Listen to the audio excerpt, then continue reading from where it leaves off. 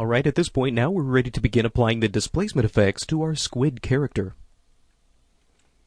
Alright, so as I mentioned a couple of times up to this point, we really have not tried to apply any sort of displacements really because of the impact that we're going to start to see on the render times.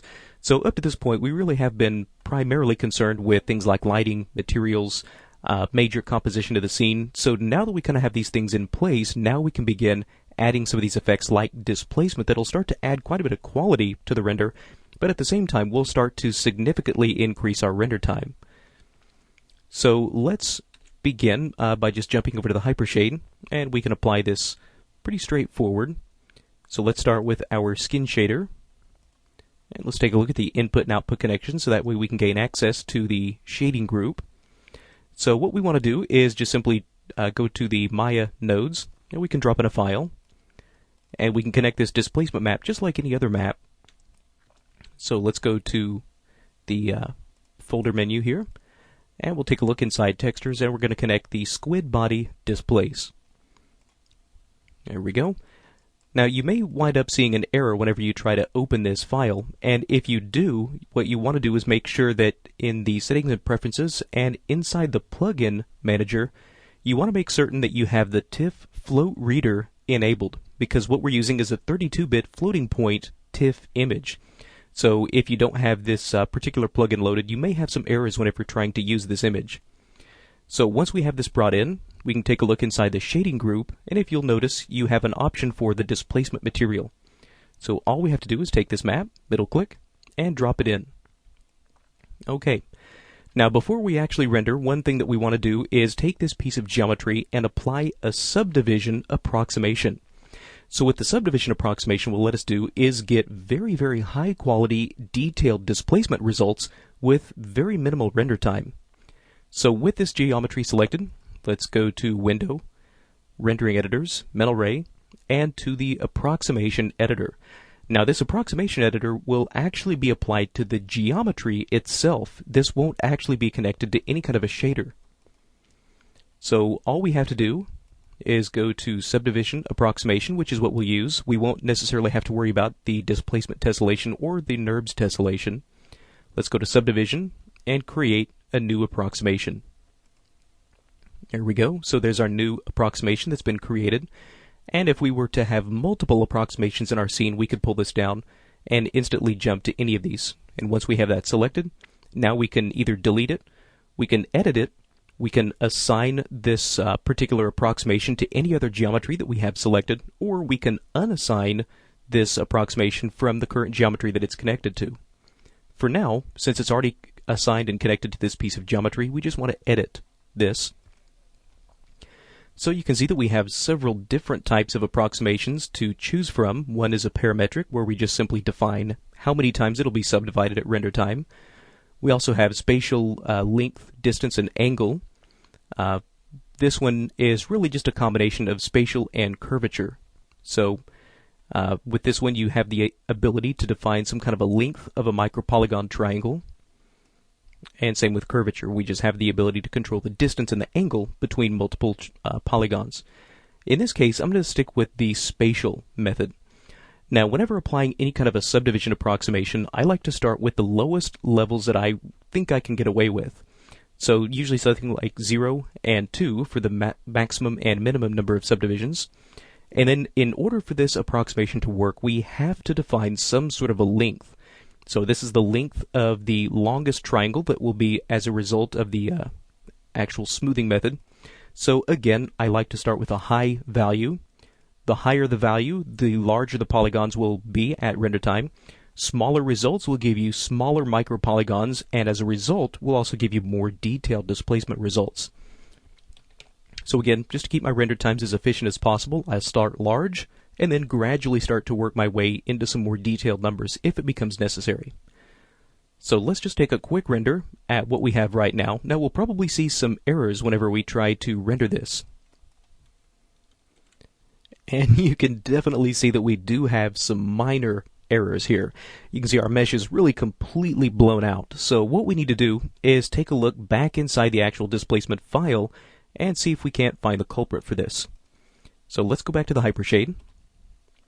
There we go. I'll go ahead and just collapse this menu on the side since we don't really need that. What we're going to have to do is take a look inside the texture itself. We'll scroll down, and the alpha gain and the alpha offset are what's responsible for the actual displacement result. So these kind of work on a very similar method to the color gain and the color offset that we had messed with in some of these earlier lessons. So since this is a 32-bit displacement map, normally we would set the alpha gain to something like 2.2, which matches ZBrush's gamma, and then usually the alpha offset is a negative 1/2 value of whatever the alpha gain is set to. So if we were just applying this as a normal displacement, this is what we would use. Now the problem is we can't necessarily use these because, as you recall, we had in the very first lesson of these Maya rendering sections, we had taken this geometry and scaled it way, way down. So as a result, now our displacement that we had exported from ZBrush won't work properly. So for that reason, we're going to have to come in and use something other than 2.2 and negative 1.1.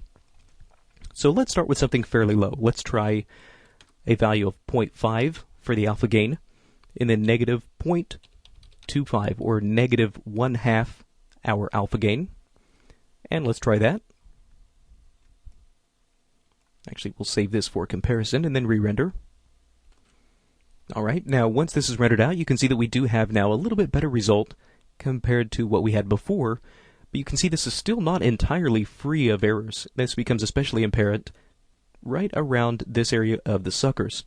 You can see that the areas that should actually be pulled out are instead being pushed in, and vice versa. Now the reason for this is because if you recall from our very first lesson, we had to come in and actually flip or reverse the normals for this squid's body. So what that means is that the normals were actually flipped back in ZBrush, which means that this displacement map was calculated on a inverted mesh. So we have one of two options here. We could either try to take this geometry and re-export a new displacement map from ZBrush that has its normals corrected, or we could just simply flip the values here within Maya. So in order to do this, all we have to do is flip the positive and negative values of the alpha gain and offset. So instead of positive 0.5, we'll switch this to negative 0.5, and instead of negative 0.25, we'll switch this to positive. Alright, so that will basically invert the displacement effect that we have. And again, if we save this for comparison and re-render, there we go. Now this is behaving much more like it should if you compare what we had before to what we have now. This is now what we should have. Although you can start to see now in these sucker areas that even though they are being pulled out as they should be, they're still very, very jagged. So now we can begin the process of starting to bump up the quality of our displacement approximation. So let's go back to the subdivision approximation. We could either jump to this immediately by going to the focus, or if you don't have that up here, we can always just go back to the approximation editor, just like what we did before. Just simply come in, select the appropriate approximation, and then edit. Either way will get you to where we need to be. So let's begin by taking these subdivisions and start by bumping these up a little bit. So let's start with a subdivision value of 3. Again, we can save this for comparison and re-render. Alright, you can see that is now a little bit better. If you compare what we have now to what we had before, you can see now the displacement is a little bit more detailed, a little bit more defined, although you can probably start to see where we do still have some kind of jagged results. So let's see if we can't bump this up a little bit more. Let's increase the maximum subdivisions to 4. So that way that'll start to smooth this out a little bit more. Again, we can save this for comparison and re-render. Alright, and now you can see that the displacement result is now a little bit cleaner.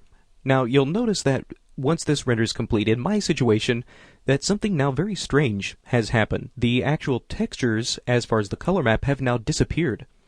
If you compare what we had before to what we have now, you can really see the change that has happened. And again, this becomes very, very apparent on the color maps. Now the reason for this is that once you exceed a certain subdivision level, Mental Ray actually does not like the filtering that comes as a default on your particular materials or your textures themselves. So in order to fix this, what we need to do is go back to any of these textures, especially the color map. And we need to make sure that the filter type is set to off. Otherwise, Mental Ray does not like this quadratic filtering that is the default. So let's make sure that we do this on all of our maps. There we go. Now, with that turned off, let's re-render this again and see if that fixed the problem for us. There we go, and you can see that that has now fixed the problem. So if at any time whenever you're using approximations and you notice that at a certain point your textures just seem to disappear for no reason whatsoever, you might go ahead and just check your textures and make sure that you do have your filtering set to off. So you can see now that we're starting to get a little bit closer to the final result. We now have the displacement that is pulling out some of these suckers, although you can see, as evidenced by some of these little artifacts that we get here, that the displacement results are probably a little bit too high. And what we start to get here is some actual breaking in the textures wherever we have some kind of a UV seam. So let's come back and start to lower this displacement result. So let's go back to the displacement texture. And instead of negative 0.5, let's drop this down to negative 0.2. And for the alpha offset, we'll set it to 0.1.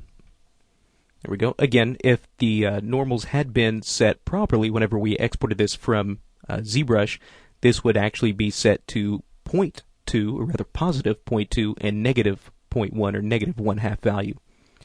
So this is, again, just kind of unique to our particular situation. So let's see what we have now.